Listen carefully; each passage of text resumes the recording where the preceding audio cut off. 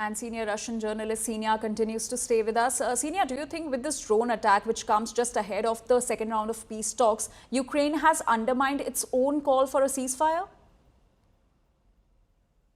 Well, there were, I would say that first of all, these talks were proposed by Russia to have direct talks. This was a proposal by Russia.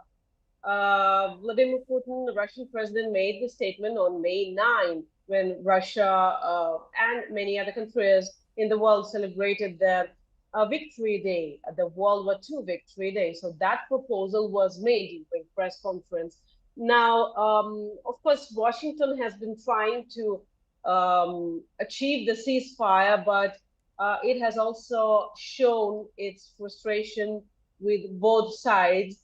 So there's a big question whether, Donald Trump would really stay within those, within the framework of these negotiations, or he would walk off, seeing what's happening, what's the reality of this. Now, what's important is that Russian proposal, even if you see the kind of delegation Russia is sending, and we know that Ukrainian side has criticized Russia for sending what they call low-level delegation to Istanbul for the second time.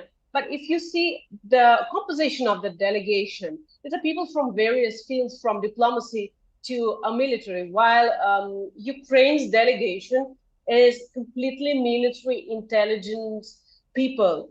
So Ukraine is not probably ready to talk about those things that bother Russia and those things that Russia wants to settle down as a part of its agreement to any possible ceasefire. So Russia is not only talking about stopping firing, it's talking about the legal status of the territories.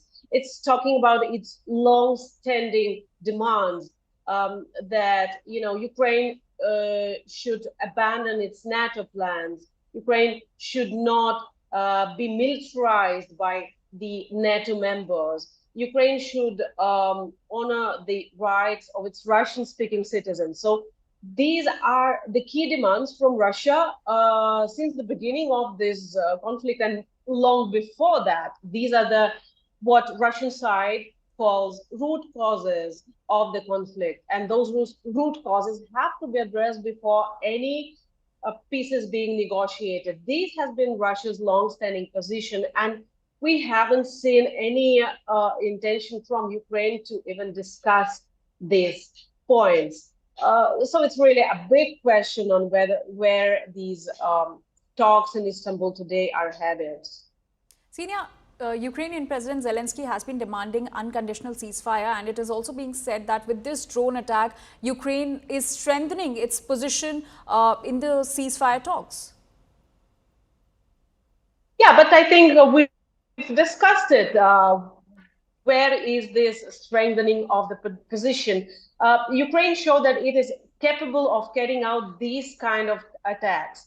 The what we call in the case of the train attacks that it possibly had committed, planting explosive into the bridge's structure, using some people, some agents in Russia whom it could pay. And we've seen this kind of attacks. Ukraine has been sponsoring terrorist attacks against government officials, even its own ex-Ukrainian government officials in the territory of Ukraine, killing them or wounding them in car explosions.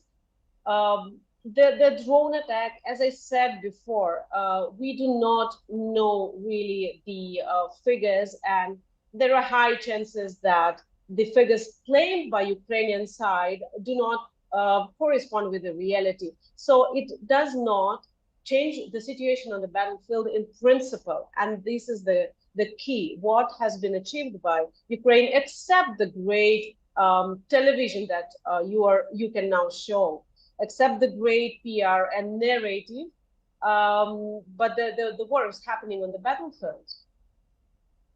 So, Senia, is a ceasefire realistic when there are attacks, there are counterattacks from both the sides, when both the sides are escalating militarily? Is a ceasefire realistic at this point of time?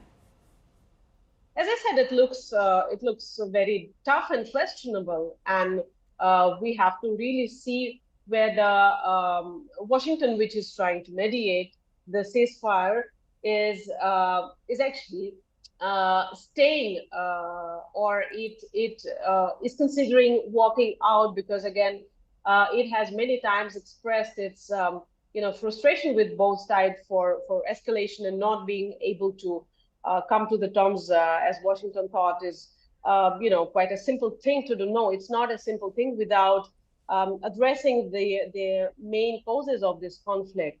And I don't think these kind of Russia's key demands are being discussed. So I think there is a lot of doubts that this talks and this process will proceed successfully.